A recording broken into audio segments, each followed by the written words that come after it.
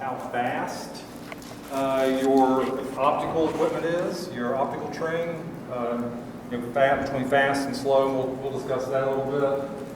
And then potentially the image circle. How big is the image coming from your optical equipment being displayed on your sensor? Because that can have issues as well. So we'll talk about some of these concepts. So the field of view, and we'll be talking in angular measurements, so degrees, minutes, and seconds. How big are these things that we're wanting to image? And here's some just various sizes. So if we start with the planets, and these are the maximum sizes that we can see. I put the maximums because as we go around the sun and they're going around the sun, we're always changing how far away we are from our sister planets. So they get bigger and smaller throughout the year. So these are the maximum sizes that we can see. Mars is 25 arc seconds and looks like a star. It looks like an orange star. Jupiter, which is up now, as well as Saturn, they look like really bright stars. So they're just like the pinpoints in the sky. 25 arc seconds, 50 arc seconds. 60 arc seconds would be 1 arc minute. So they're not very big, they're just points in the sky. The moon is, everybody knows how big the moon is. The largest extent, the moon, same type of thing. The moon isn't in a perfect orbit around the Earth. It's got a offset orbit, so it gets smaller and bigger. We have the supermoons and the smaller moons. And it's just over half a degree, 34 arc minutes in size. Then we get into the Orion Nebula, which is a little bit bigger. The Andromeda Galaxy, it would be great if we had the night vision to actually see the full extent of the Andromeda Galaxy, our neighbor galaxy, super galaxy. It's 3 degrees, a little over 3 degrees wide, which is about 6 moons. We could put like 5 or 6 moons side by side, and that's how big the M31 or the Andromeda Galaxy is if we could see the full extent. Now, in a dark sky location like we have here in the mountains with your Blackwater Falls, you can actually see the Andromeda Galaxy naked eye, just the central part of it, because it's dark enough. Barnard's Loop, which is a large hydrogen region around the Orion Nebula, or the Orion, not Nebula, but the Orion constellation, kind of goes all the way around it. It's quite large at 10 degrees. And then the Milky Way, which is, it's about 30 degrees wide, but it goes all the way across the sky. And tonight, you should be able to see the Milky Way quite well here. Tonight, tomorrow night, looks like it's going to be nice and clear. So, just in general, when we talk about the focal length, the longer the focal length, the smaller the field of view that you can see. Whereas with the short focal length, then you get a wider view. When you start talking about the focal ratio, the f ratio, the f-stop, that's when you have like a f2 lens or an f2.8, or like the telescope. This Celestron up there is a f10. They get the slower, the higher the number, the longer you have to expose your image because you're getting a dimmer image. Whereas with the lower focal ratio or fast type of lens, you don't have to expose quite as long because you're gathering more light, more photons. Okay. So let's talk about planets first. Planets need extremely long focal lengths that resolve any type of detail on the surface of the planet. So if you want to see the cloud belts on Jupiter, you want to see the rings around Saturn and actually see the divisions in the rings. If you want to see surface features on Mars like Olympus Mons and some of the other albedo, the light and dark places, clouds you can see on Mars, but you need something that can really magnify those small points in the sky. So what we are using, what I use is, and I'll show this, and anybody wants to ask any questions about this, we can do that as well. This is Celestron C8. It's a Schmidt-Cassegrain telescope. I've had this since 1989 when I purchased this. So it's a little rough around the edges, got some scrapes here and there, but it's still doing great optically. Natively, without doing anything, it's a 2030 millimeter telescope.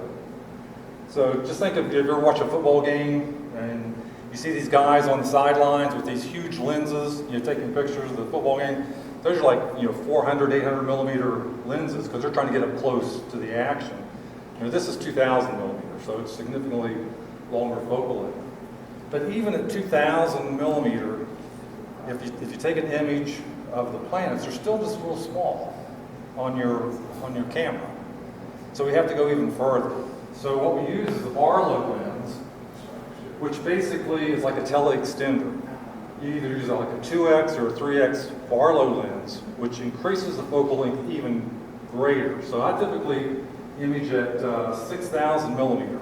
I use a 3x Barlow to try to make the planet that I'm targeting as large as possible.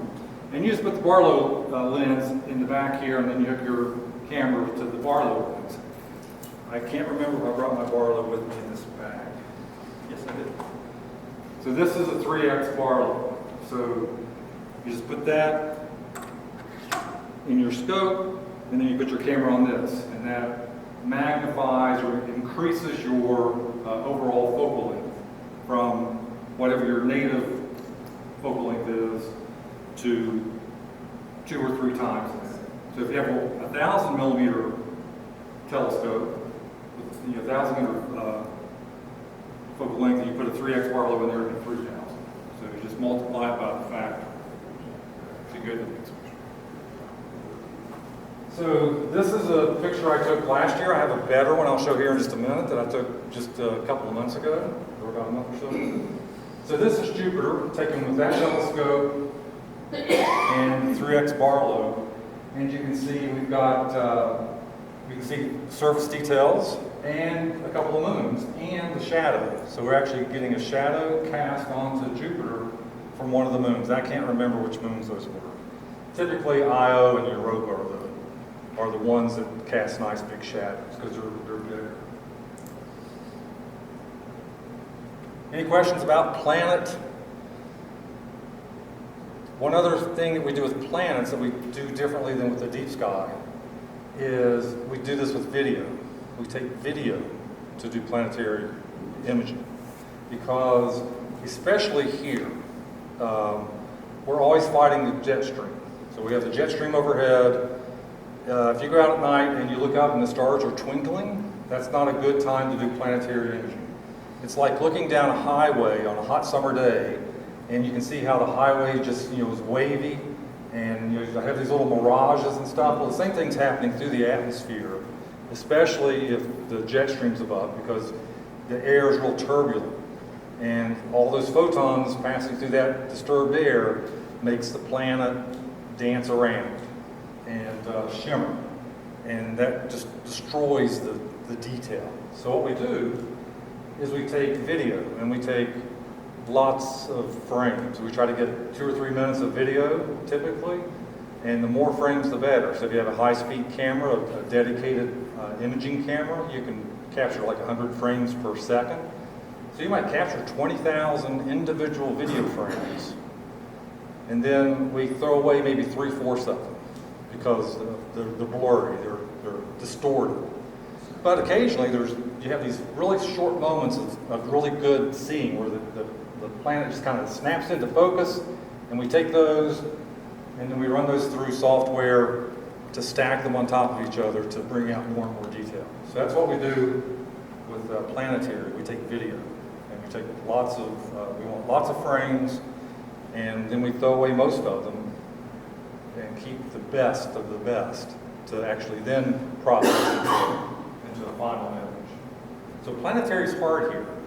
The best place to do planetary imaging is down, closer to the equator you are, the better, because you don't have to deal with the jet streams. The jet streams are either in the southern or northern hemisphere, and around large bodies of water, like the ocean or whatever, because you have a nice, stable column of air. And if you see some of these great images that some of these guys produce, a lot of them are down in the equatorial regions because they have nice stable columns of air a lot at the time. We rarely have that. Okay. Go to the next one.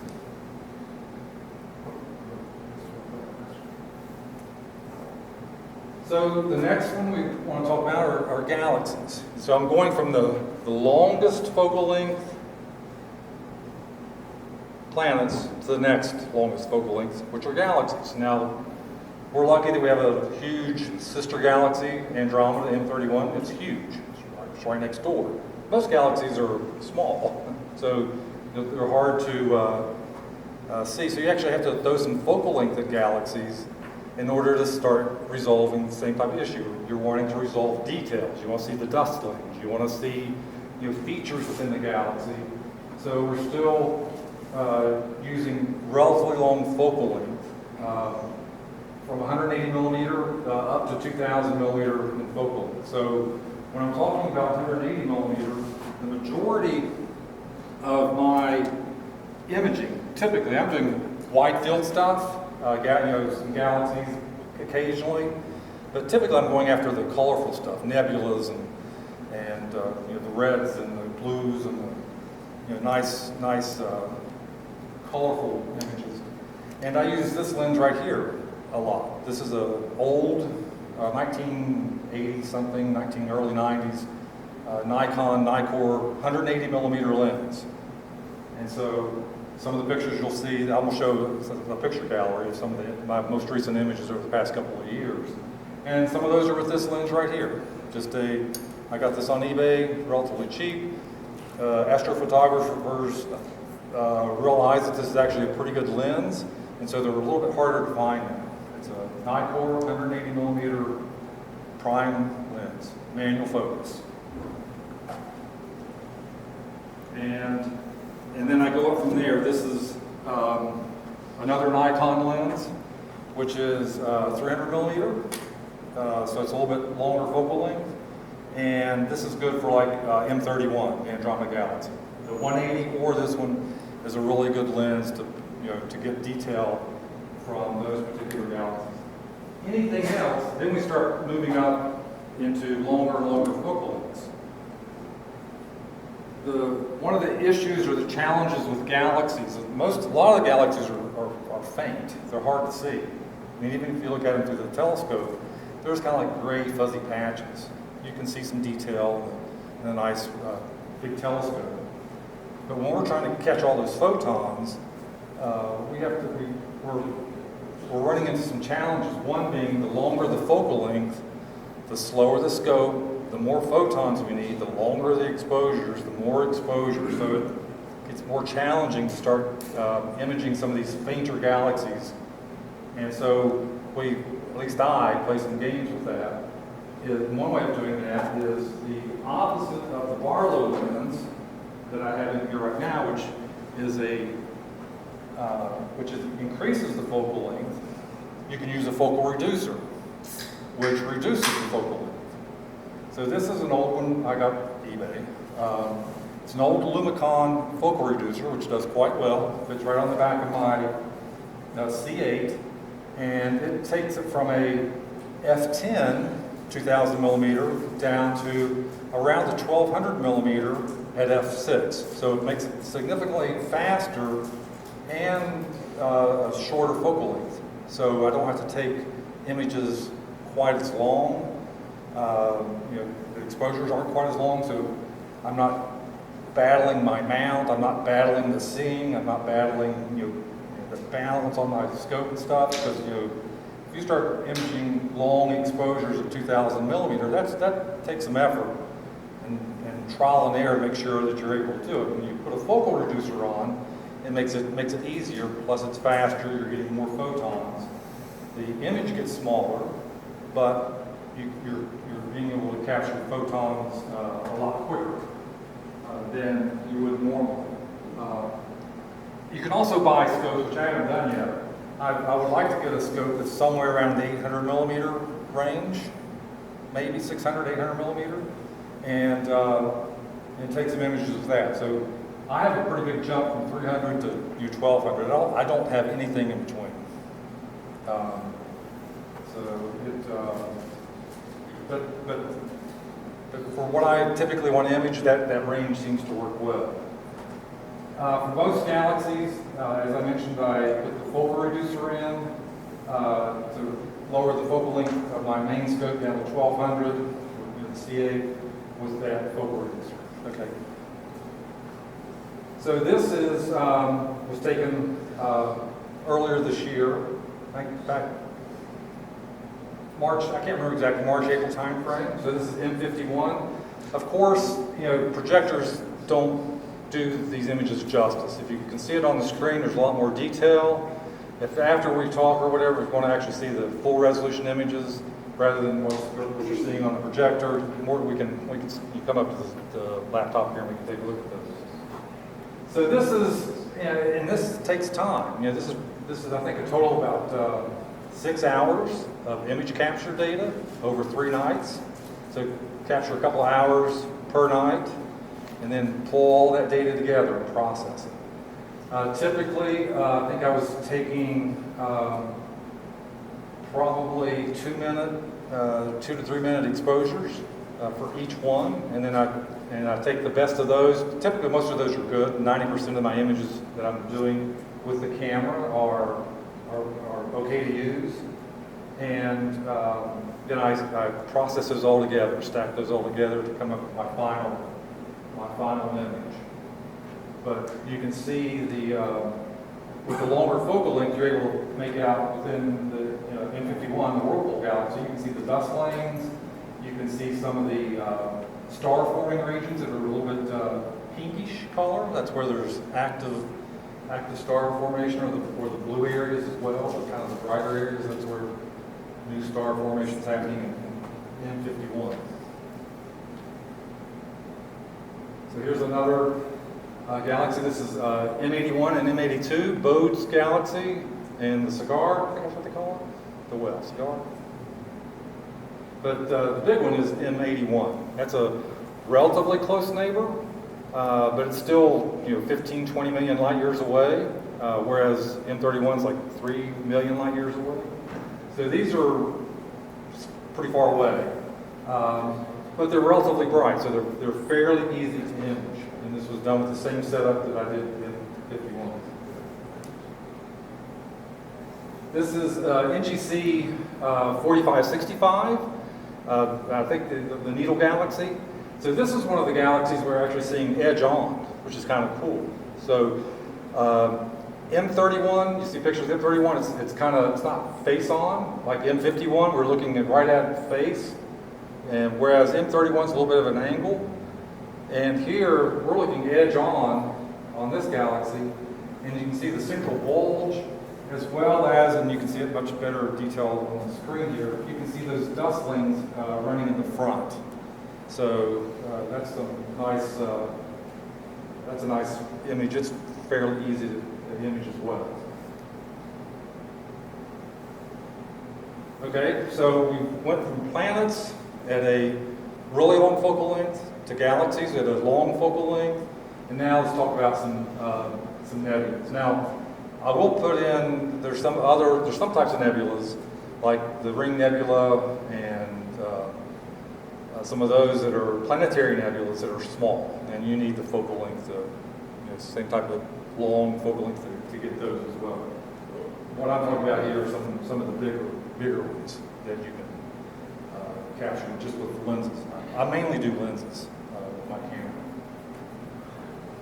So some of the ones that we'll see here, the North American Nebula is quite large, 2 degrees by 100 arc seconds. The Veil Nebula, 3 degrees. The Hart Nebula, 2.5 degrees in size. So this is where we'll start using lenses rather than telescopes to capture these images. The 180, the 300, even some other lenses that I have here.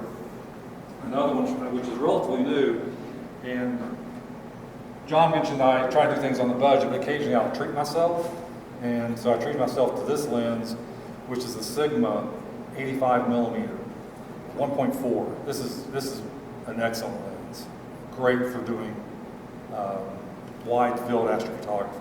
And I'll show you some images from that. So you want to go on? So this is the North American Nebula. This was taken with a 180 millimeter Nikon lens. You know, you don't have to have a telescope to take these nebula pictures.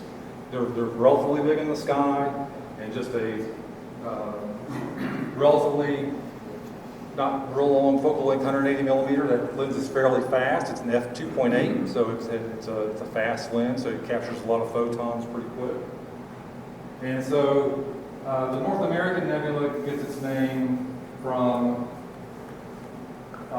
everybody know what the North, I mean, I'll go ahead and show you. So this is Florida, this is the Gulf of Mexico, this is Mexico, you know, up the East Coast. So that's why it gets the North American name. There's another one in there called the Pelican. Can anybody see the Pelican?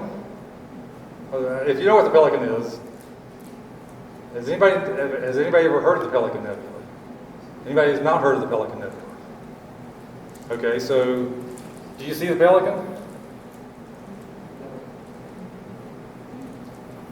Okay, so this is the eye, this is the head, and it's his beak. And this is kind of his body. So can you see it now?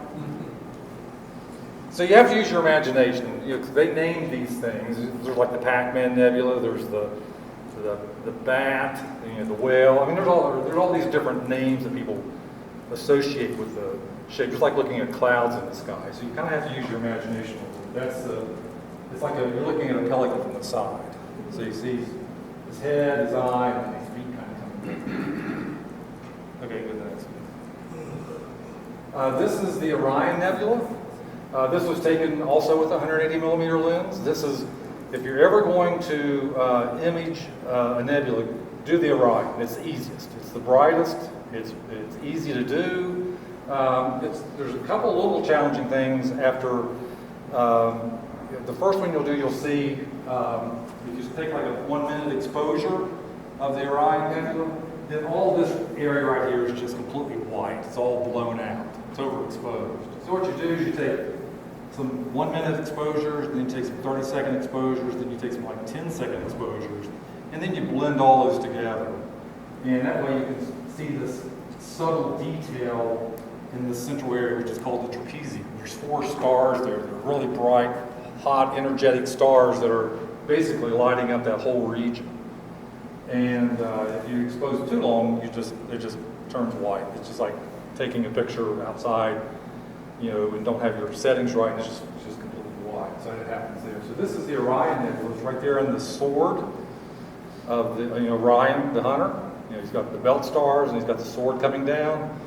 The Orion Nebula is right there in the sword. Easy to see at night, easy to image. Okay. And this is another, and the Orion is a good one during the wintertime, because that's when Orion's up. Also in the wintertime is the Rosette. So this is the Rosette Nebula, and if you look at it, it's kind of like a rose. You know, it kind of looks like you're looking down on top of a rose. And 180 millimeter telephoto lens, nothing special about having big scopes or anything to do these nebulas. Okay. And then when we start talking about wide field, we want to even go wider. So these targets, it's like I'm holding up my thumb. You know, so I can cover the Orion Nebula with my thumb. I can cover the Rosette with my thumb. If I hold up like 2 fingers, I could cover the North American Nebula. So they're not very big. Compared to planets and galaxies, they're big. But there's some things we want to even go wider, like the Milky Way. So we want to go really wide field. And you can see images available online where people use like a fisheye lens, where they get the whole sky, horizon to horizon. And so you'll see people that do that. And then you can just go up from there to about 85 millimeter in focal length before you start starting to pinpoint some of the stuff you want to see. So the type of lenses I use for that is, this is an old lens that I use with my older camera, because The main camera I use now, and I'll talk about that here in a minute, is a Canon RP, and I modified it to make it more sensitive to the hydrogen alpha, the reddish, pinkish nebula. And that's my main camera now, but I still use this lens occasionally. This is a Tachyna 11 to 16 millimeter zoom. So this is very wide field. 11 millimeter, you get a good chunk of the sky. And so that's when you want to take these Milky Way, or you want to do time lapse of Polaris, and you want to do the star trails where the stars go in circles. You can take a lens like this, set your camera on a tripod, take a 30-second exposure, and to keep on doing that. Just take 30-second exposures for 3 or 4 hours, and then there's free software that you can take all those images, and it'll create nice star trails, around Polaris and all the stars. Also have on the camera. Here's the Canon RP, and I've got a 24 millimeter lens on that to do wide field as well. Excuse me. Yes. Are you shooting raw or JPEG? Raw. Never shoot JPEG. Ever. No, I know that. I was wondering, you're shooting that many images. It's taking a long time to download. Oh yeah. I'll take on any given night. I'll take if it's a good night, I can keep things going for 4 or 5 hours before clouds or fog or whatever might roll in. I'll take 200 images, raw, and those are about 40 meg apiece. Have you used the C-RAW? No, I just use the Canon. I just use the standard. No, I mean, Canon got 2 different features now. I just RAW and a C-RAW. I use the raw. I don't use the C-RAW. I've read about that. And there's whether or not you lose detail or not. I just keep it at the raw. So you want to go to the next one? So this is this was taken up on Dolly Sods, which is just that way. That way, somewhere around that way. Dolly's, if you've never been to Dolly Sods, you get up to Dolly Sods, especially at nighttime. It's about 4,100 feet in elevation. It looks like a different part of the country up there. It's a nice place to go. You can't really see it on it. You can see it on there. On this one, there's a road right here. This is the main fire service road that runs up to the Dolly Sods. And this was taken earlier this year. That's a single exposure, 60-second exposure with that 24 millimeter lens on that Canon camera. It's nice and dark up there. Okay? That wasn't on a tracking mount? No, just a single 60-second exposure. What's the green glow on the horizon? Go back. It's like green at the bottom. What is that? That's a combination of sky glow, oxygen, and in the distance, the closer you get to the horizon, you're looking through more and more atmosphere. So if there's any distant lights down there, you'll kind of get some stuff lighting that up. Was that a city, or what's in that direction? There's nothing in that direction, but there's still stuff down there. I mean, that's looking south. I've got a time lapse, and I should be able to find it, and you can actually see the oxygen glows green when it gets ionized, and you can see these. It almost looks like an aurora. At first, I thought, did I capture an aurora? Because it kind of goes in waves of this ionized oxygen, O3, and so you're kind of seeing some of that. There was a lot of ionized oxygen in the atmosphere that night. Okay, you can go to the next one. So this is a panel, a 2-image panel. This was done on Spruce Knob, which is about an hour and a half or so south of here. It's the darkest location in West Virginia. It's dark skies. Where I took this, we were about 4,500 feet in elevation. Spruce Knob is like 48 something, almost 5,000 feet. And the nice thing about nice dark skies, that's I took 1 hour of data this way, and I took 1 hour of data this way. Just moved my tracking over a little bit. So that's just 1 hour of data for each panel. And to get that much detail, that's going up, and so you're minimizing the amount of atmosphere you're shooting through. and it's very dark. So you're able to get lots of good data. So coming to places like Blackwater Falls, which is still dark, you get Davis and Thomas and some stuff from Parsons and occasionally Elkins, but it's still dark here compared to any place else in the state. You know, this part of the state is really dark. So in the software, we'll blend that together for you automatically. And I want to finish that panel out over time. Yes? What is the advantage of doing such a long exposure like that? These were 2-minute exposures. So I took 30 frames each for each panel. You just want, you're doing two things. You're wanting to build up the signal.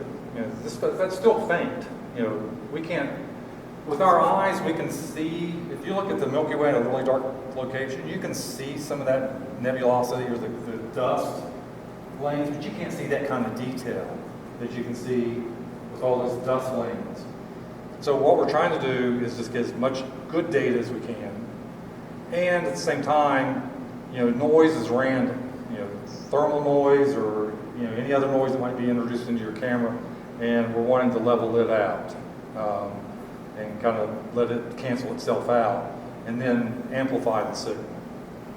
So the more the better. What ISO are you shooting at? Say that again? What ISO are you shooting at? 2000 ISO f2 on my lens, the 85 millimeter, and 2-minute exposures. And with the new cameras, I mean, you can get discussions and pros and cons or whatever. But used to, I would take dark frames and bias frames and all those different things to fix noise and hot pixels and things like that. But the new cameras are so good. I haven't taken a dark frame for years. Occasionally I'll still do bias to fix any vignetting or things like that. But I haven't done dark processing forever, just because the cameras are so noise-free nowadays. Even at like ISO 2000, it's a nice clean image data. And like I said, that looks a lot better on the laptop than it does on a projector. Projector doesn't have very good dynamic range. So this was with the 85 millimeter lens, that signal at f2. Okay, I'm not sure if there's. So here's another wide field. This is using the 85 millimeter. You can see the North American over there on the left. It's kind of on its side now. So you can see what it was with the 180 millimeter. We're kind of zoomed in. I cropped that main area out. But you can't get much more than the North American and the Pelican and the 180. But with the 85 millimeter, we're getting that as well as the Veil. The Veil Nebula is over here on the right. And then up in the center, we're getting the Butterfly. This is, so where I'm looking at here is Cygnus, the constellation Cygnus. Cygnus is Swan. In the summertime, you look up, it's the big cross.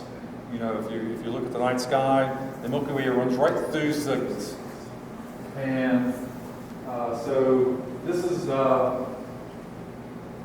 that's the Neb, the start of the Neb, the bright point there. This is Satyr, S-A-D-R, right there in the center of Cygnus. I can't remember what the other stars are, but it goes on down that way. But this is the Butterfly Nebula, North American, the Veil over here, and then the crescent up here. You can see the crescent up there as well. And all the pink stuff you're seeing, the reddish pink, that's hydrogen that's being ionized, hydrogen alpha. So that's right there on the edge of our seeing. It looks gray to us, at nighttime, but with the camera that's been modified, it has sensitivity to the hydrogen alpha emission line. You get these nice colors. Now, if you look at the Veil Nebula, you're seeing some blues in there, and that's oxygen, O3, ionized oxygen is causing the kind of the blue-green color that you're seeing over here in the Veil. Okay. So the other thing that comes into play is how big is your sensor? Some camera sensors have really small sensors, like for planetary imagers, they're just like a 1/4 inch or 1/3 of an inch, diagonally or square, so they're not very big. So, you know, if you're using a wide field camera and you're using a really small sensor, you're only getting a little part of your of the image that's being projected by your lens or your telescope. Whereas you have like a full frame sensor, you've got a lot of sensor area to project your image on.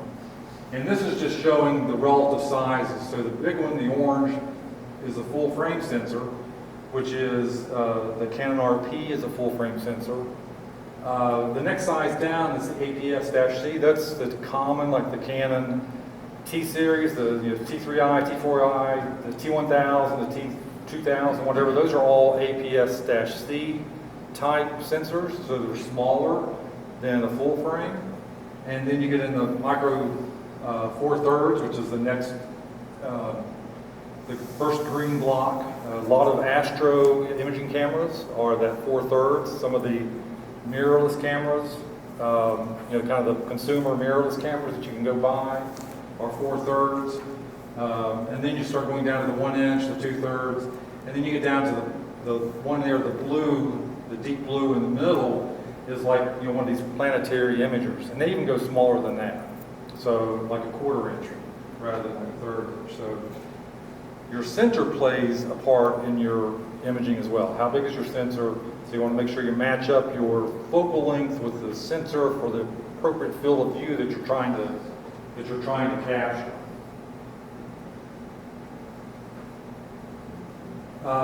Image circle. So we're using all round optics. You know, telescopes round, lenses are round, so they project a circle. You know, the image that they're projecting is a circle. Whereas our sensors are rectangles or squares, but mainly rectangles. So you can see that the image that's projecting onto the sensor, you're getting you're not capturing this part of it or up above, but in these areas you're not getting a full signal. That's where they call it vignette. You know, if your image sensor is bigger than your image circle, then you get vignette. And if you go to the next one, I'll show you a good example of that. So this is a single image. We saw M51 earlier, the Whirlpool Galaxy. That's a single image from that night's data. You can see the image circle is smaller than my sensor in this particular setup, because I'm using that focal reducer, so it's making that image circle smaller, brighter, which is what I want. I go through the processing and I cut out, I crop my target out. So I crop out M51 and process that data and just throw away the rest of it because there's nothing in there that I want in. So that's a good example of doing using a focal reducer on my main scope with a full frame sensor. You know, you can see a lot of vignetting going on over there. But I don't care. All I want is the single target there in the middle, and I process those to get my final image. Why is there a star up near the edge outside of the Because it's bright. It's a gradient. It gets darker and darker and darker. And if you have something bright out in there, it'll still kind of come through. You're getting a shadow from the circular tube of the lens. So it gets darker towards the end. Yeah, it gets darker and darker. It's kind of a gradient. It's not a hard cutoff. It kind of, Yeah, with the optical, with the telescope like the C8 with the focal reducer, it gets. Well, yeah, I just thought the 0.63x reducer is supposed to fully illuminate the 27 millimeter field of view for APS-C. It will. So that should be outside if that's in a full frame. That's a full frame sensor. So if I put my other camera on there, it would fit inside the image circle better. Okay, I was just wondering, is that star outside of the image circle, or It's right on the inside? edge of the image circle. Okay. It's just that it's not a hard cutoff. It's kind of a gradient. You know, it gets darker and darker the closer you get to the edge, and then you get outside the circle completely. So those bright stars are still kind of popping through. Yeah, that's good to know. Yes. Do you have to finish all your stacking before you crop? I crop first. A couple of reasons. My final data is, I can go through all that processing. My images that I save are smaller because I'm cropping out and stuff, and it goes much faster, significantly faster to do the processing. Yes. What's the relationship between the sensor size and resolution? And aren't you losing resolution when you crop? Yes, yes. So there's all kinds of factors that go into that. So when I crop that out, so this is like a 28 megapixel camera, I think 28. I have to look. It's in the upper 20 megapixel range for the RP. When I crop that, my final image is probably only going to be 4 or 5 megapixel. But that's okay for what I was trying to get. In order to, if I wanted to have more resolution, I would go to the longer focal length, 2000 millimeter. But then I would have to start taking 3 or 4 minute exposures, and then I'm pushing the extent or the limit of my mount. I don't have the greatest mount in the world, so if I start really doing long exposures like that, then I start having to, even if I'm guiding, there'll be issues with my tracking and things like that. So I'm kind of, I might have to throw away more of my images because I can't use them because I've got, elongated stars and things like that. So I use the focal reducer to get, so I can reduce my overall exposure time. Even though the image is smaller, it's brighter. And I still, even at that resolution, you can still see lots of detail. And you can see that when you see it on the screen. The other one is what's the pixel size. So you could have like a 50 megapixel sensor, which you can get now, a full frame, 50 megapixel, and you crop that sensor out. Now it's going to be like an 8 megapixel crop instead of a 4 megapixel crop because I have twice as many pixels in my full frame. So the pixel size goes into that as well. The thing that we as astrophotographers want, we don't like small pixels. We want big pixels. One of the best low light cameras is like the Sony A7S III, 2, something like that. Full frame sensor, 12 megapixel. So half the resolution of what I'm using, but the pixels are huge. So they're like big light buckets. So they can catch a lot of photons. Whereas if you have really tiny pixels, photons might not, it may be coming in and they're just not getting photons hitting that pixel, or they're more random than if I have a bigger pixel sitting there catching more photons. So pixel density, pixel size is also important. It goes into the factor as well, yes. So if you have like a 1.25 inch focuser, you're saying it's better to use a full frame camera that's vignetted than an APS-C camera that's fully illuminated? It depends on the camera. I use Canon. That's all I use for my stuff is Canon. The Nikons are fine too. I just started with Canon because in the beginning Canons were better than Nikon. Nikon had some issues. Nikon There's resolved like two those. equivalent sensors. There's one full frame, one's APS-C. And from a sensor perspective, the consumer grade, the sensors are fine, and a lot of my pictures, some of the pictures I've been showing are on an APS-C type sensor, and they're fine. I would shoot with one tonight, without any issues. The Canon R series, the mirrorless, it's based on the Canon. It's the same sensor of the Canon 6D Mark II, which is a really good sensor. It's got lower noise. It's got nice big pixels. And it's a step above the consumer grade. It's a more of a professional grade camera sensor versus the consumer grade, which you get like the T3i, T4i, T5i, the APS type C sensors. They're for mass market, whereas the other ones are more professional for professional photographers. So they're a little bit better quality. I can see the difference. The new R10 versus the older RP. One's APS-C though. So say the APS-C on that photo would be fully illuminated. That wouldn't be as good as the vignetted with the full Well, I'd have frame? to see what the new sensors, what the pixel density and stuff is. There's a lot of these factors go in. Some really great cameras, for doing action sports and stuff like that, might not be good long exposure cameras for a variety of reasons. Too small of a pixel, inherent noise in the sensor. So, we try to pick the best of the best. And the 6D Mark II type sensor is really good.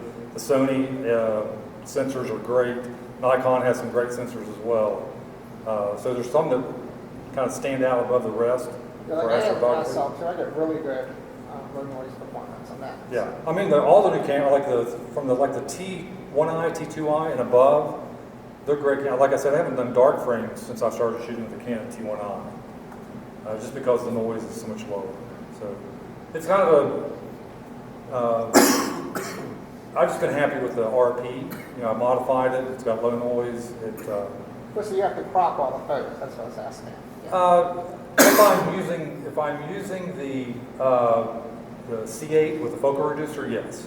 But like when I'm using the 85 millimeter telephoto lens, it's a full frame lens, so I don't crop any of that. Like the one where it had the Milky Way, where I had those two panels, those aren't cropped at all. So it just depends on what optics you're using about whether or not you're going to get vignetting and have to crop. But when I'm using the focal reducer on a full frame, I do have to crop. Any other questions? So what mount are you using? It's a Orion Sirius. Okay. It's HEQ5 equivalent. Yeah, I know, yeah, that's pretty good. But when you put that on there with a guide scope and 22 pounds of weights, and you know, I'm pushing the limit of my math. Let's see if there's anything else in here. Is that okay? So that's what I wanted to talk about initially. We did have something. You asked about the ASI Air, so we could talk about that a little bit as well. But before we go down that path, because I still have a few more minutes, right? Any other questions about just astrophotography in general? Yes. For planetary, do you ever use a dispersion corrector for your planetaries? No, I've never tried that.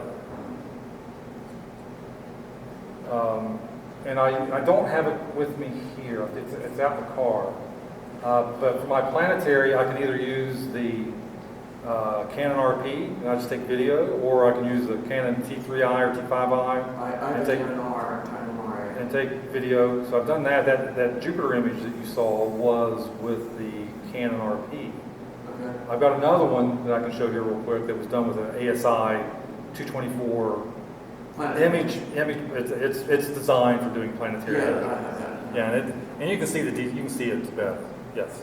Since you're using a color camera, you use filters, like the O3 filter, hydrogen alpha filter? I do. I don't have individual filters, but what I do use is a dual band filter, which has a O3 line and a hydrogen alpha line.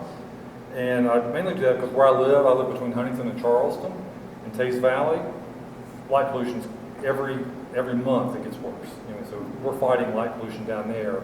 So if I want to image anything long and deep, I have to use that filter to get rid of the light pollution. Up here, you don't need to use unless you're doing narrow band imaging, and you can do that you can even do that with a color camera. You just have to, in your processing, you need to know that, hey, if I'm doing hydrogen alpha, and all I'm getting is a red signal, and you just need to deal with that in processing, post-processing, to combine that stuff in. What brand of filters do you use? Is it Optimum or? I'm using SCT. Okay. I couldn't get the Optimum. Nobody had it when I was looking for that. And a friend of mine, Jeff Ball, some of y'all might know Jeff. He's a professional astrophotographer, and he had been using the SCT, and I ordered it directly from Hong Kong, and I got it like in a week. So that's a nice filter. Yes. Oh, so how do you, is the coma noticeable or a problem without the correcting lens? Yeah. If you look on the edges, those stars don't look nice. They're not pinpoint stars. Okay, that's annoying, or? I crop it out. Crop it out, Now okay. with the lenses, telescopes cause coma. Some telephoto lenses have bad coma, but that Nikon, that 180 millimeter, is great all the way to the edge. Those Sigma lenses, especially the 85, pinpoint stars all the way to the edge. The 24, really wide frame, you start getting some coma around the edges, but it's not bad. So like on the SCT, how far out do you usually crop to get rid of the coma? I crop just, typically I'm just cropping the center and throw Almost like an away. APS-C kind of? Oh, yeah, Okay. yeah. Just because, because I'm not using a flattener or corrector on that S&T. So you definitely get nice little comet looking things around the edge. And yes, Amazing images, by the way. On the Jupiter one, how do you get that image if you have to throw away so many and just stack the good ones? Because Jupiter is such a dynamic subject with the fast rotation. You have 2 minutes. Jupiter, you have 2 minutes. And if you go beyond 2 minutes, you're going to get blurring because it's rotating so fast. So I don't ever go over two minutes. But if I'm capturing at 100 frames per second, at 2 minutes, that's, I can't do the math right now in my head, but that's a lot. That's 10, 15,000 frames, individual frames. And I'll throw away half of those or 2/3 of It's a those. lot faster than I imagine. So I'm getting lots of frames. And then, so I'm processing typically 2, 3, 4, 5,000 frames to get that final image for planetary. There's also some derotation software if you do go beyond that. It's free as well. Yes, I've heard of people using it, but I've never done that. And I've heard some people they'll do the 2 minute ones. They'll do like 3 or 4 of those, and then they'll use that same type. Some still software that kind of realigns them. You can make it embedded too. So, before we jump into ASI Air, let me show some images just real quick. Look right over here.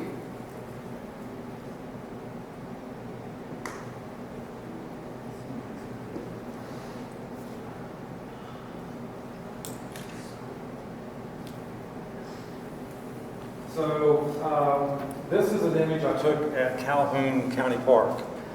Calhoun County's between, just outside of Charleston, maybe 50 minutes or so outside of Charleston. And they're setting up to be a astrophotography location or astronomy location. They're setting with field, with power. They've got a cabin they put in so that you can rent. So they're really going in, wanting people to come and enjoy the nice dark skies in Calhoun County. Watoga State Park, has been declared a dark sky location. I know Canning Valley is starting to talk about doing something similar, trying to preserve some of the night sky in this area as well. But Cygnus, that whole Cygnus area, where North American is and the Vale, it's just really dynamic. Lots of stuff up there. And you can see up in the upper left-hand corner, that goes back to the North American Nebula. It's a different angle now. That's the North American Nebula, and the Pelican, and Deneb, the bright star, as you can see, kind of a little blue halo around it. And then this over here is IC 1396, which is the Elephant Trunk Nebula. So, but the cool part about this, and it's much more. Let me do this. Well, when you see on the screen, you can see those dark dust wings that you just really can't see on the. Brighten it up a little bit. So you can see a lot of detail in that area. That's just dust and gas up in our Milky Way galaxy, and all that dark area, and that's what's kind of cool about that whole area. It's just all that dust in there. It's amazing what we can't see because of the dust. I've already shown that one. Show it down. This is my most recent Jupiter image, about a month or so ago. This was done with that ASI 224 camera. It's a dedicated planetary imager. That's 2,200 frames have been processed to create the final image. That is probably right up there with the best Jupiter image I've ever had. It's so hard here, just because of the dynamic sky. It's always jiggling and moving around, and not nice and steady. So And it's planets not are a real tough. expensive camera either. It's Huh? not a real expensive camera. It's like 200. Yeah, no, it was relatively inexpensive, and So that's probably right under the best Jupiter image I've ever had in the past 30 years. This is M8, the lagoon and the Trifid, and then you can see the Milky Way. And this is the 85 millimeter, no, yeah, I think it's 85 millimeter lens. And so you're seeing the dark areas are really where dust and stuff is as well, gas that, we're not able to, the photons can't get through, at least for the visible wavelengths. But then you're seeing the actual Milky Way, the billions and billions of stars over there right on the edge. That's a globular cluster, M3. That's taken with the C8.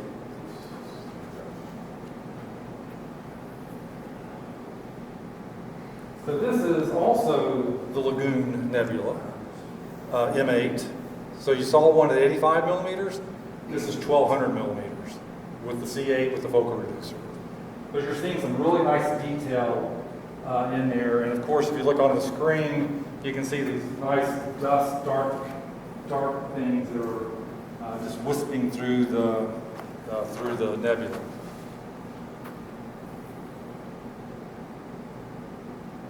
And the other thing, you can see the hydrogen, the pinkish, the darker the red.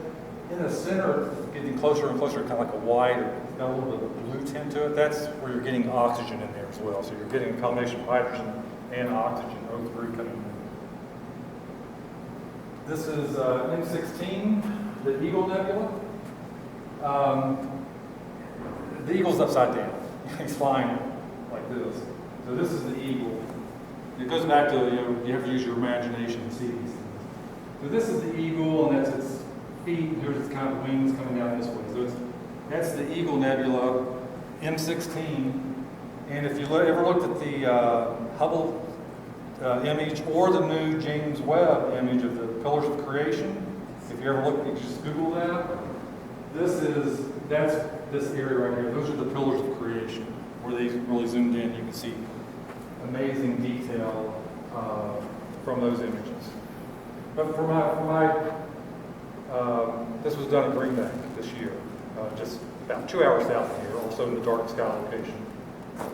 But with just my modest equipment, I'm happy with some of these images and the detail you can get. This is the M51 again. Some of these, that's M101. That's a large, that's close as well. So it's a relatively large extent of the sky. The pinhole galaxy, I think.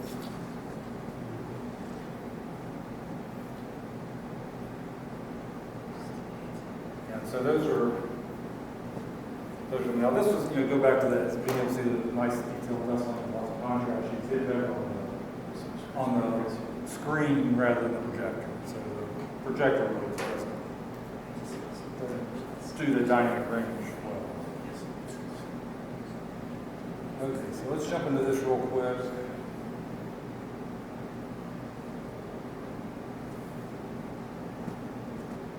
So one thing I've been using for the past few years is the ASI Air. Is anybody using the ASI Air? It's great. I can't say enough about it. It's based on a Raspberry Pi, ASI, ZWO, the astronomy. They make cameras and mainly cameras, but they also make the ASI Air. Based on Raspberry Pi, they put common software. They have their own software. You can use your phone. You can use a tablet, and now I can actually use my MacBook because they've released, if you have the M1, M2 based MacBooks, you can control the ASI Air directly from your laptop now. Great. And yes. You can do it for a PC too if you use an emulator. Yeah, BlueStacks. LD player. Yeah, that or BlueStacks will do that as well. But it's Raspberry Pi, and it controls my mount. I don't use a hand controller anymore. I just plug the ASI directly into the mount. I plug my camera, my Canon camera, directly into the ASI Air, so it takes care of all the image capture. I set the ISO, I set the exposure and how many I want to do, and I just say go, and it'll do that.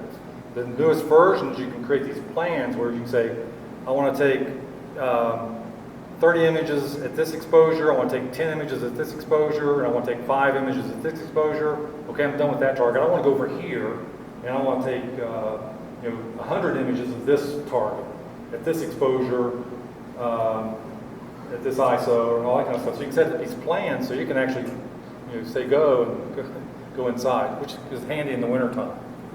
And you can sit there and monitor. If you're at your home doing this, you can get on the network, you can see what's going on. And so it's a great little device. They have 3 variants. I don't think you can buy the original anymore. But it's worth its money doing polar alignment. There's 2 things that it's worth its money for: polar alignment and plate solving. So, polar alignment is critical to get nice, good tracking if you're going to be doing long exposure. If you're not polar aligned and you're trying to do long exposures, you'll start getting star trailing, field rotation. You get all kinds of things going on with your images that you don't want. So, using the ASI Air, first thing you do at night, you get your scope roughly polar aligned. You just kind of do, if you have a polar scope, you can kind of generally point it, towards Polaris, or just point your mount north.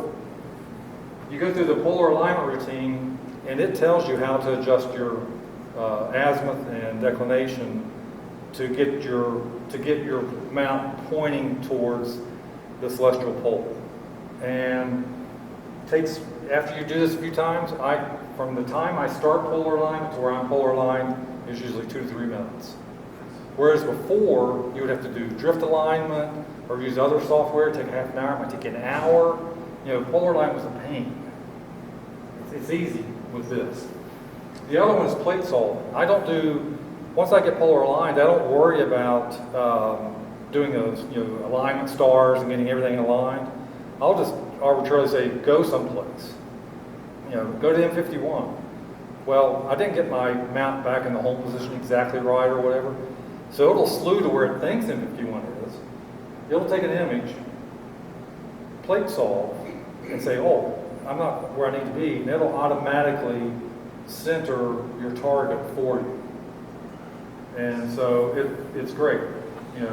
Or if you accidentally bump into something, you're doing something, you bump your mount, and it gets off, you hit it out of whack. You can just do a plate solve again, and it'll realign itself. And then, if you want the plate solve and go to, you can tell it to plate solve and go back to your original target, or go to a completely new target. So plate solving, those 2, polar alignment and plate solving, is worth the price to me of the ASI Air. Yes. So you still have to do the star alignment, though. It doesn't replace the star sense? Yep. It does replace the star sense. It replaces it, yeah. So you don't need a star sense if you have this. That's correct. Oh, that's Just choose quick alignment, okay. so that's fine. It's pretty cool. It does a go-to. I can also do guiding. It does a great job of guiding. And they've got a new version. The newer versions have multi-star guiding, which really helps if you have a turbulent atmosphere, because you're fighting. You hear people talking about fighting the sea with guiding because the stars are bouncing around. They're not steady. So the guide scope thinks that something's wrong, so it starts trying to guide correct that star moving around. And well, that's not necessarily a good thing to do. So what they've done is they have multi-star alignment or guiding, so it'll average all these stars out because they're all dancing randomly anyway. So they kind of get a nice average. And so my guiding has been really great since that's happened, since they came out with that version. So you said you control this from your phone, right? Or Yeah. a tablet? So this replaces the need for a laptop to run auto-guiding software? Oh yeah, Okay. oh yeah. Does it do planetary auto-guiding or only stellar auto-guiding? It's really just for a star. It won't guide because because you have your guide scope, wanting to. Now you could You can set. auto-guide on planets, the sun, and the moon, but it doesn't do that. Like for Well, traditional they're moving it down. I mean, the planets don't really move that much, but the moon, you can set your moon rate or whatever. But typically, for guiding, you're taking 3, 4, 5 minute exposures. Whereas if you're doing planetary or lunar type stuff, you're taking really short exposures. Yeah, but if you want to keep something centered, you can auto-guide with a crater or a sunspot, but this doesn't do that, right? No, it wants to do star guiding. Okay, Yeah. star guiding only. Yeah. Okay. I mentioned the auto run and the auto go to, so you can set it up to, you push a button, you set up your plans, and it'll just take off and control everything. The other nice features, if you use Sky Safari, you can use your phone, pull up Sky Safari. You're sitting there, oh, I like this. I want to go here, and you just press go, and in Sky Safari, and it'll talk to ASI Air and take you to where you want to go. Now, the new version of ASI Air software, they actually also have like a little planetary software. It's not as robust as Sky Safari, but it's still kind of nice as well. Sky Safari,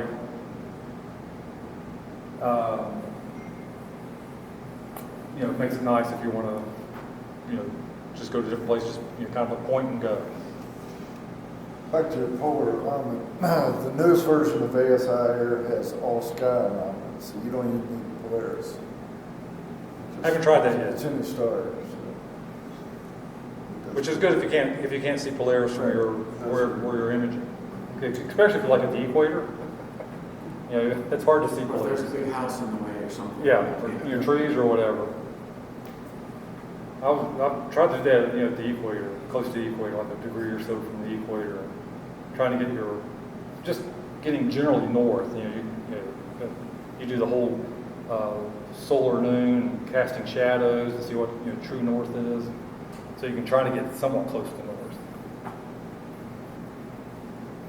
Any other questions about? You can go to the next page here. I think it's just some screenshots. That's the polar alignment. After you get finished up, you can see where Polaris is. I mean, my mount is not that great. The screw adjustments are very coarse. So if I breathe on it wrong, I'll jump around that, and I can never get true polar alignment with my mount. If I had a $15,000 mount, I could dial that in using fine precision, but I don't have fine precision controls on my mount. But that's good enough for what I'm doing. Once I get the little smiley face up here in the right hand corner, I say, okay, we're good. Okay, good. Guiding. You get your guiding graph. You can see what your RMS area is, and I will not try to explain RMS area because I don't understand RMS area exactly, and nobody will tell you exactly what's a good value there. Basically, if for your equipment, your mount, if you have nice round stars for the exposure you're dealing with, then you're doing good. And you just kind of try to keep replicating that each time you're out there trying to image. Okay, let's see if there's anything else here. Yeah, and with this, I can do, if I get a good polar alignment and, I'm not sitting on soft ground where things are changing, whatever, I can get 5-10 minute exposures now using, I've got a cheap guide scope, SV Bony or whatever it is. I paid $90 or $60 for this little guide scope, 240 millimeter, and I use my planetary imager as my guiding camera. And so I can guide long exposures now. So you're using a guide scope instead of an OAG with the SET? That's correct. I've got an off-axis guider, but man, those things are a pain. But I was just reading about this, that how do you deal with the mirror shift or mirror flop when it goes up and down the SET? That I don't have too much issue with that one. Now, I've seen, we've got a C14 in our club, and man, I think it wants to shift all over the place. As it's starting to go across, it'll, I don't have much mirror shift in that at all. So I really don't have that much problem with that. All right. At least with my. I read that the OAG can correct for that. Yes. Okay. Yeah, but getting an OAG, an off-axis guider to work, and you're putting stuff on the tube and it's coming up this way, and I just kind of gave up trying to get that to work. So I just use a guide scope. That Lumicon focal reducer is actually an off-axis guider as well. I just took that part off, the little mirror that sticks down in. And I think that's probably, because I think the rest of them are just images that this is for a different presentation. So about guiding with the ASI Air now, I have a William Optics, and it's got the little bracket on top, so my guide scope sits on top. I have the Mini, the ZWO Mini, this is my guide scope, and then I have three-prong tree on top of that. Now, there's no, on that Mini guide scope, there's no way to adjust the guide scope up and down. Does the guide scope actually have to be on the stars that you're focusing with it could be any stars, right?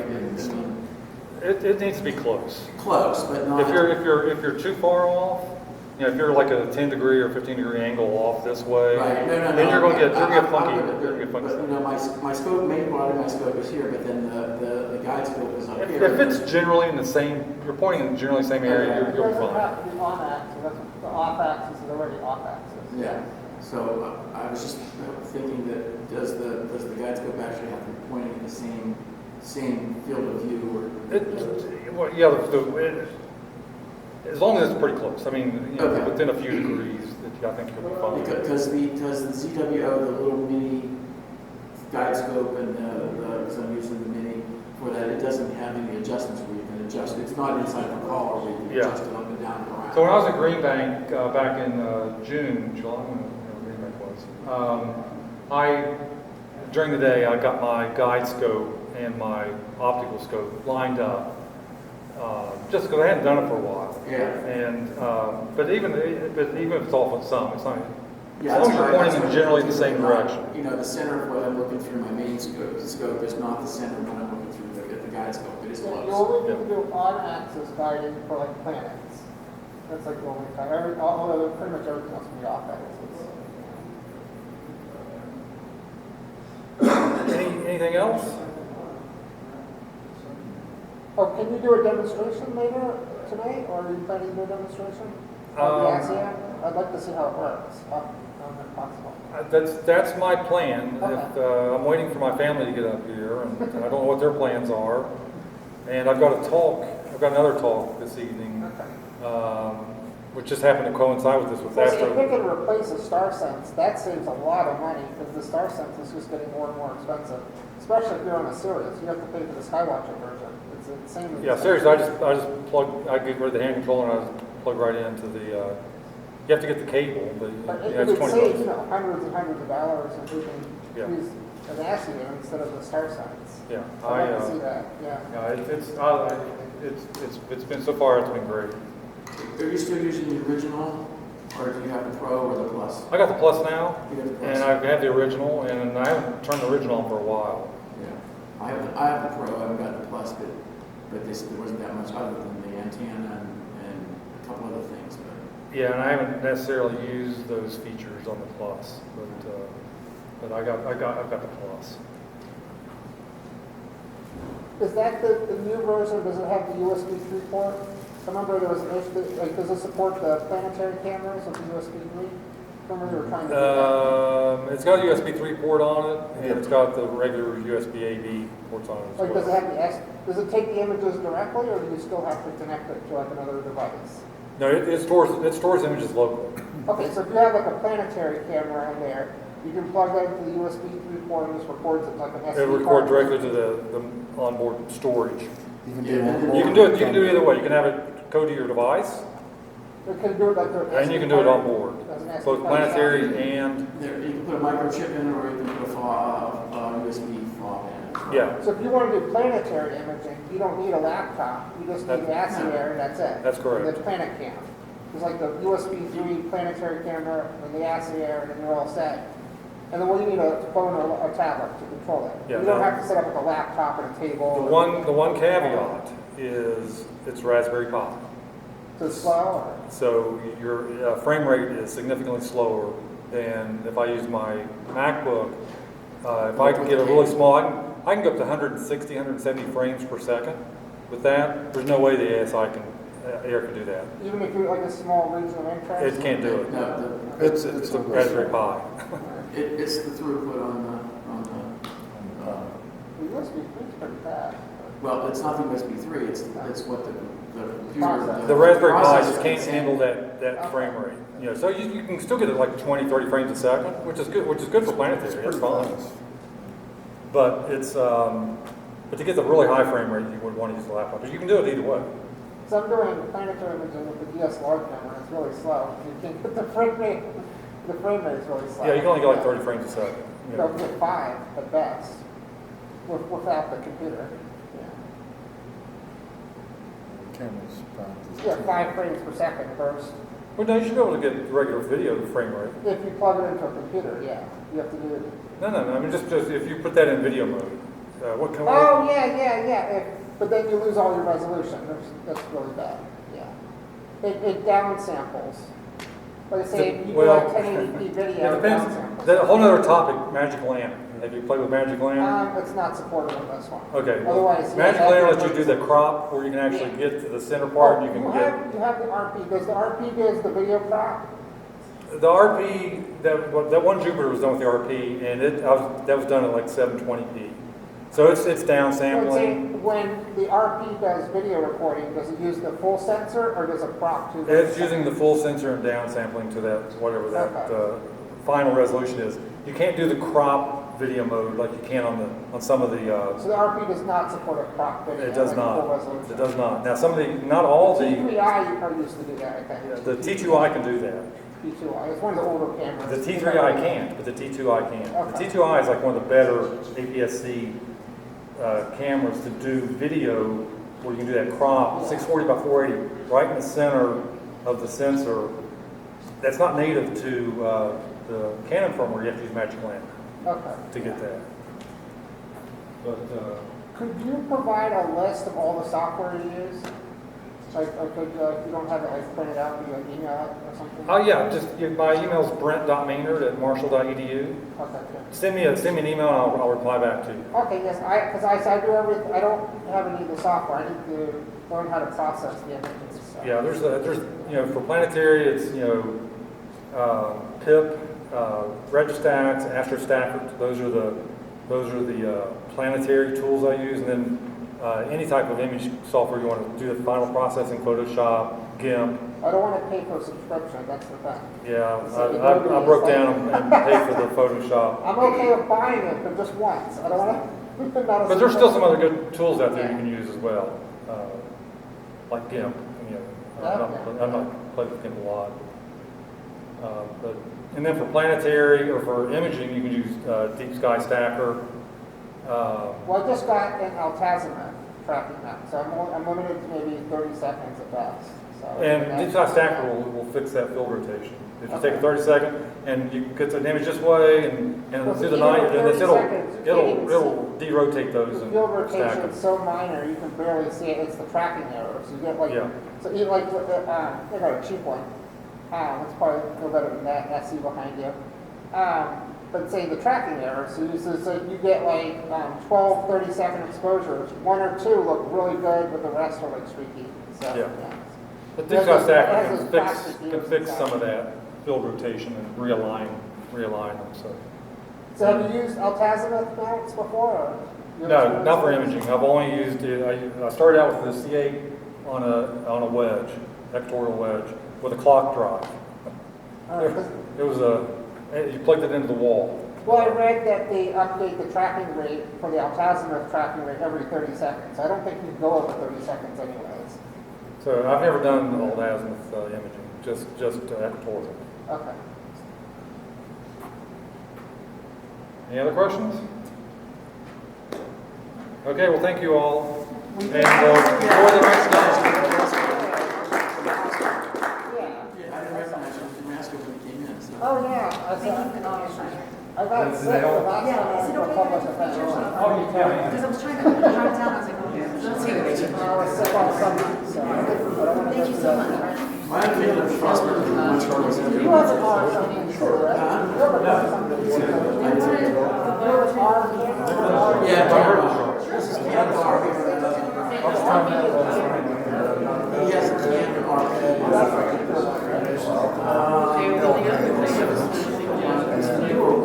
RP came out with the R.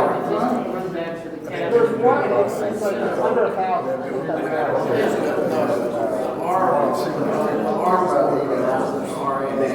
I liked it so well, I put it in place my regular camera. I still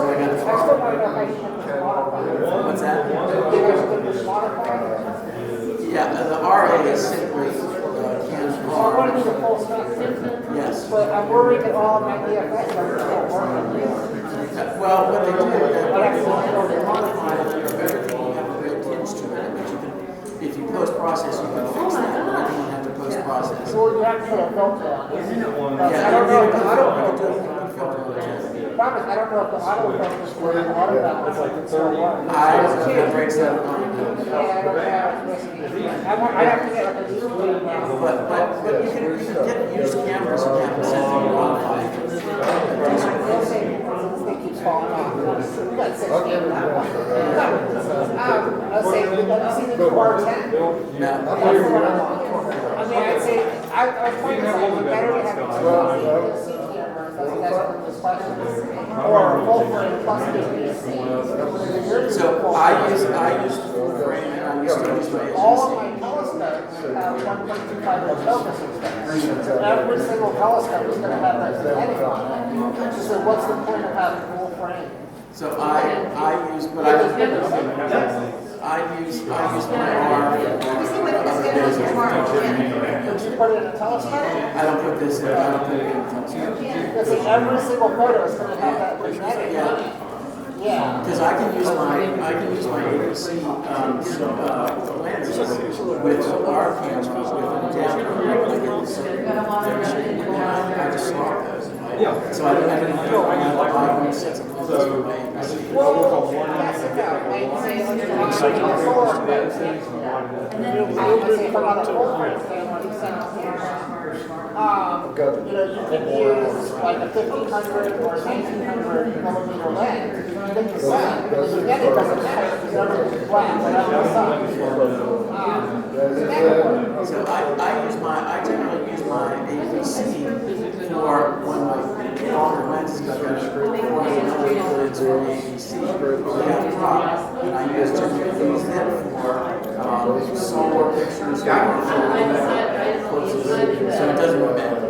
The solar illusion background is black. And then I have regular depth cameras I'm using for Well, say for the task of tracking that, it's a bigger picture, so that's different. It takes more time. So I would actually have the longer exposure, bigger picture. That was good. So I had that last one. I don't want to get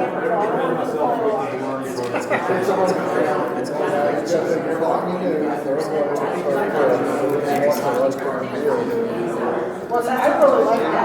How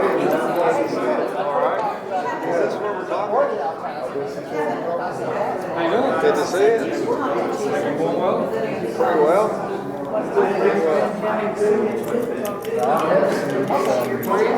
We still get some green and I still get a little bit of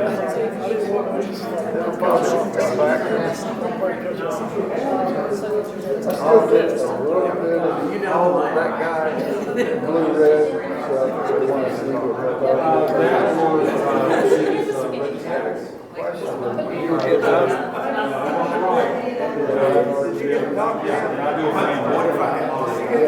I would say I do the same thing. That's right. And design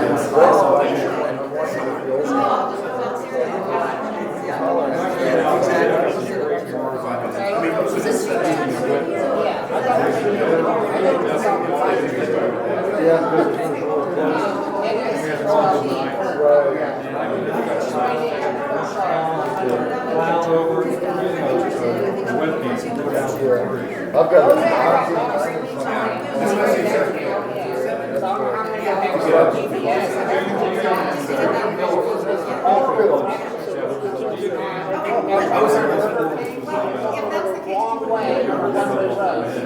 and then it told me to take the unmarked gravel road to get there. And I had to turn around and get back on the road, and I was ignoring it and called the sign.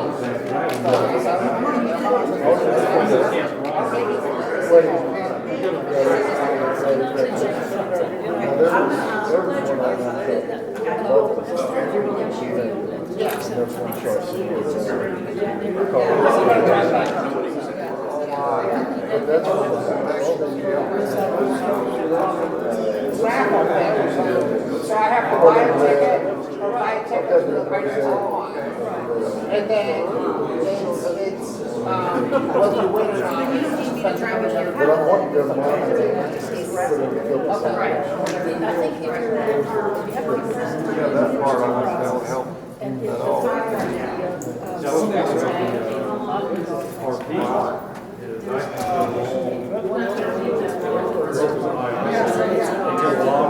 it's a star system. I don't think any of the Celestron Newtonians have the focus one. We took them off. We used to have them. Yeah, but that one doesn't have it. Yeah, it's a little thumb screw on the focuser. It locks down the focus. What you need one, now though, you don't have that on the focuser. That's what anything better than the focuser. It'll shrink the focuser. Yeah, so you can't put like a red one on the ivory. I wouldn't go with that.